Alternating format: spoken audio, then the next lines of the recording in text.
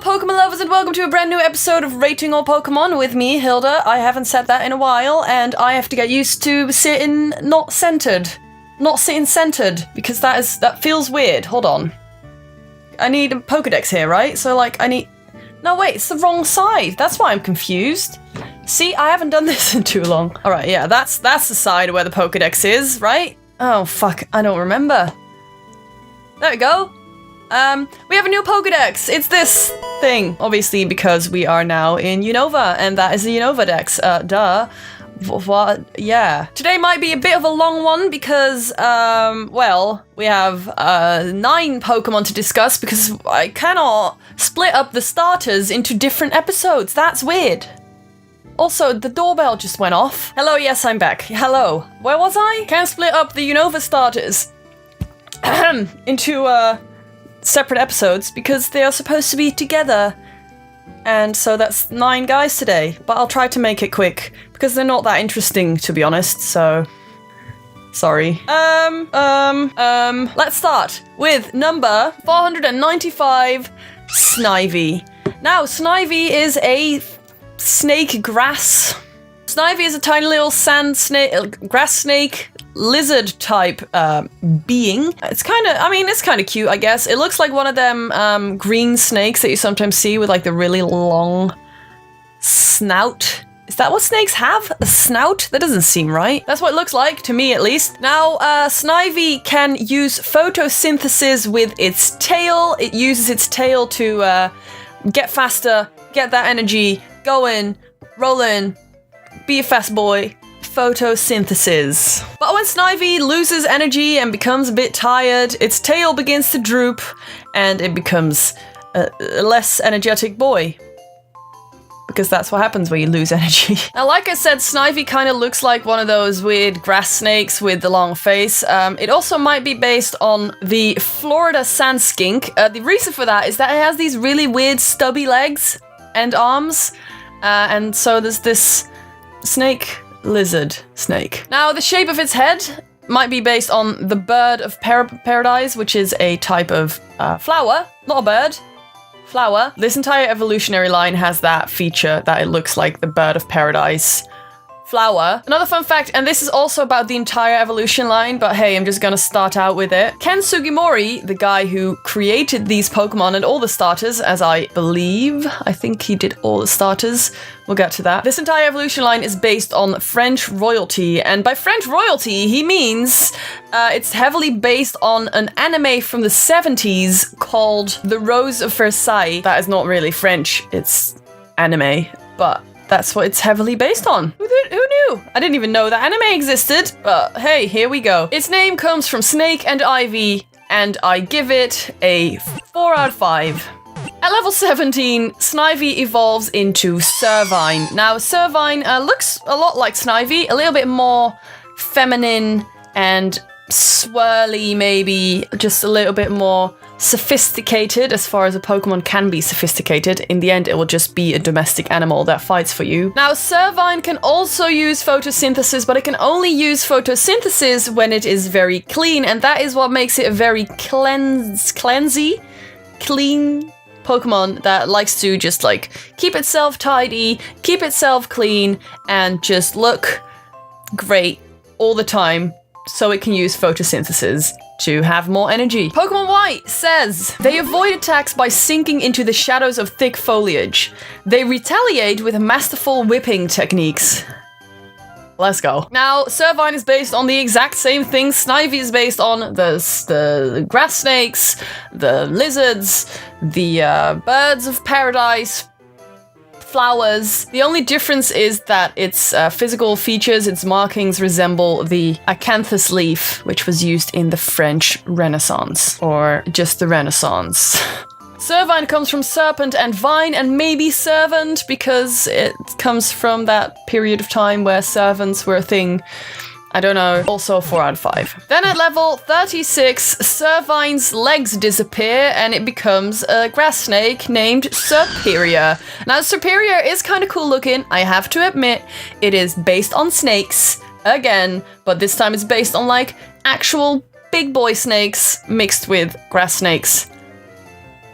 Now, Superior will only attack opponents that are unfazed by its terrifying glare. I don't really know how often it happens that it battles then, but I suppose that if it has a trainer, it might actually listen to the trainer and not just be like, no, this man is faced by my glare.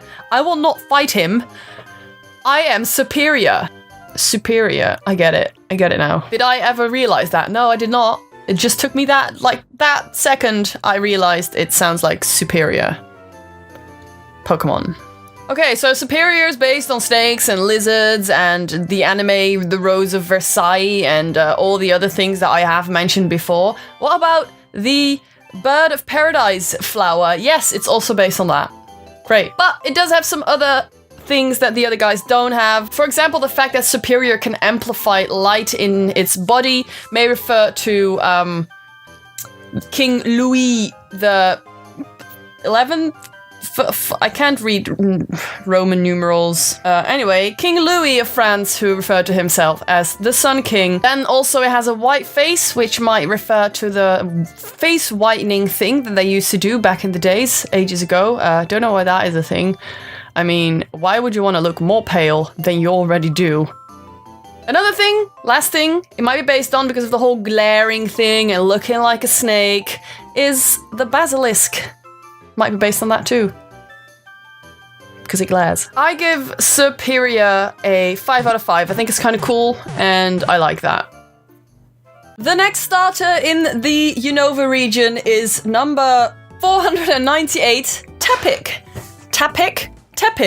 Now, Tepig is a tiny little pig Pokemon, and it is fiery. It's a fiery pig. It can shoot fire from its nostrils, and when it has a cold, its nostril fire turns into dark black smoke. Very scary. Another fun thing about Tepig is that it really likes berries, and not just berries, roasted berries.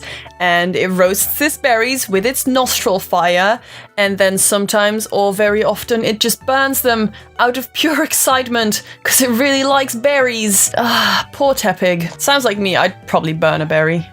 Now, I have to admit, I often don't really like the fire starters, but Tepig is kind of adorable, and I think it is one of the better fire starters that has existed. Tepig is obviously based on a small pig, a piglet, is what we like to call them. Ken Sugimori, the designer who I mentioned before, has noted that this entire evolution line is based on Chinese design. Didn't really elaborate on that. But because of that, we can probably assume that it might be based on the Zhu Baizhe. Is that how you say that? I don't know. Which is a creepy human pig demon, fire pig demon human from the epic tale A Journey to the West, which more Pokemon have been based on. Like Infernape, for example, was also based on a character from that book. So maybe that is Ken Sugimori's favorite book. I don't know. Might be. Now, Tepig's name comes from tepid, as in lukewarm, and pig. What? The German name for Tepig is Floink, which comes from Flamme, which means flames, and oink, which is the sound pigs make. Tepig gets a 5 out of 5. At level 17, Tepig evolves into Pignite. Now, Pignite is a slightly bigger pig, standing on its hind legs, looking more and more like a wrestler. He's wearing a little wrestler outfit. I think it's kind of adorable. Now, Pignite has a fire in its stomach, and it fuels this fire by eating food, kind of like an oven. Only the product that comes out of it is fire, just fire. Now, as the flames grow stronger, Pignite grows faster and stronger too. But when Pignite is in trouble, smoke will just come out of its body, which is a weird image in my head. All I'm seeing is like a pig that's been roasted. Ugh. Now, like I said before, Pignite looks like a pig in a singlet, a wrestling singlet, and it looks like a wrestler. And also a pig. Now, it has these little swells on its chest which resemble ancient Greek pottery. I don't know what that has to do with it, but it says so on the internet, so it must be relevant. Obviously, Pignite's name comes from pig and ignite, and its German name is Verkorkel, which comes from Ferkel, which means piglet, and Korkeln, which means to play with fire. Verkorkel. 4 out of 5. At level 36, Pignite evolves into Boar. Now, I've been thinking, and I feel like Boar and Pignite's names should be switched. I think Pignite sounds way more epic than Boar. And Ember is lame. Ignite sounds cool. I don't know who made that up, but they should just switch that. Do it. Just do it now. It's fine, no one knows. Don't worry about it. Boar is also known as the Mega Fire Pig Pokemon, and that is a cool name that I dig. Now, Boar has this like scarf or wreath of flames around its neck, and it uses that to set its hands on fire, which is insanity. And it uses that fire and its fists to throw some punches. Fiery punches. Now, it's a very tough and relentless and epic Pokemon, but it does show a lot of love for the people in Pokemon it cares about, which is cute. Very cute. Now, Boar is based on the god of the Romance of the Three Kingdoms, which is another Chinese tale. It's based on a pig in a wrestling outfit and amongst other things that I've already mentioned before. Boar's name obviously comes from Ember and Boar, and I give Boar a 5 out of 5. What a cool fire pig. The last starter in Unova is number 501, and maybe one of my favorite starters of all time, Oshawott. Now, we cannot deny the adorable appearance of Oshawott and how amazingly cute this Pokemon is, and how much we all just want to hold it and hug it and have it be our friend. Oshawott is based on an otter. Now, otters are great, and so is Oshawott. Oshawott's great. Oshawott carries this shell around on its chest, which is called a scalchop. Do you get it? It sounds like scallop, but also chop.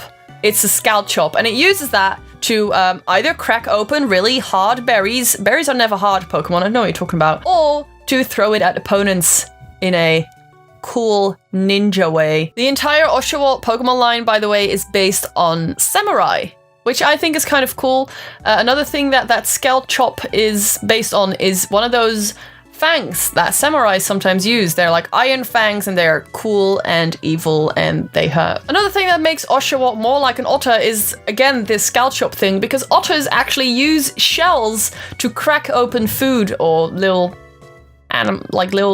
creatures. Shells. Now, again, Ken Sugimori was involved with this boy, and they had a really hard time designing this entire line of Pokemon. They didn't really know, like, they had Oshawott, and then they were like, what the fuck we gonna do now? Like, how are we gonna develop this? And they came to the conclusion of going the samurai, otter, sea lion way, and I'm okay with that. Now, Oshawott's name is a bit strange. It probably comes from otter and wash and water, ocean.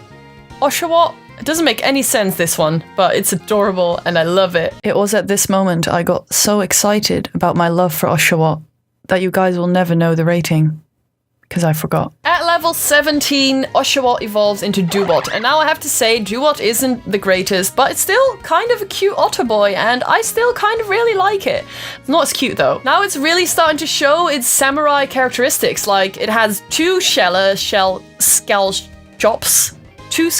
now, which it uses again to do its ninja thing, samurai thing. They're not the same, Hilda. Every Doobot has a different technique of using these shells, fans, things to throw them around, and I think that's kind of dope. Doobot is also known as the discipline Pokemon. That refers to the fact that it has like its own personal, really strict training techniques to master these Scalchops. It's not a catchy name. It's really hard to pronounce for me. The thing I mentioned before with the fighting with the two shells may be based on Tessenjutsu, which is a type of martial arts where they use two fans to slap the opponent with. Now, Doobot's name comes from dew and water and otter, most likely, but a fun fact is that The Last Samurai was written by someone named Helen DeWitt, which sounds like Doobot, doesn't it? Yeah. I give Doobot a 4 out of 5. At level 36, Doobot evolves into Samurott, and Samurott is not an otter anymore. It is now a giant sea lion with big armor. It looks insane. It is now a full-blown big boy samurai sea lion. It is also known as the Formidable Pokemon, which is a cool name, if I ever heard one. Now, Samurott is usually on 4 legs, but when it battles, it can stand on its 2 hind legs and use its swords in its legs, which are called scimitars. It can use that to battle and be cool as hell. In the blink of an eye, it can draw these swords and smack the opponent with him and just be a general badass. It can silence foes with a glare or a howl. Don't see how that works, but it does, apparently, according to the internet. So, like I said before, Samurott is based on a sea lion and samurai. The thing on its head, its helmet, as you may call it, is based on the spined murex shell, which is a very rare shell and a very cool looking shell. I really like shells. I don't know if you do, but shells are great and interesting. It still has some otter things about it. The markings on its chest look like that of the giant sea otter's markings. And I think that's about it. Samurott's name obviously comes from samurai and otter, but the Japanese name is Daikenki, which literally means sword-wielding demon. And if that's not a cool name, I don't know what the fuck is. 5 out of 5. Thank you guys for watching. That was the first episode of the Unova region, kind of. Second episode, I don't know. I'm losing track of everything. It was a big episode, and my brain is now tired of talking. And so is my mouth. I hope you enjoyed this video. If you did, please let me know. If you didn't like it, please just don't say anything, because what's the point, really? There's no point. Don't say that. It makes me sad. I don't know. Subscribe and things. Do things that you want to do. Tell the people you love that you love them. And don't forget to brush your teeth. Goodbye.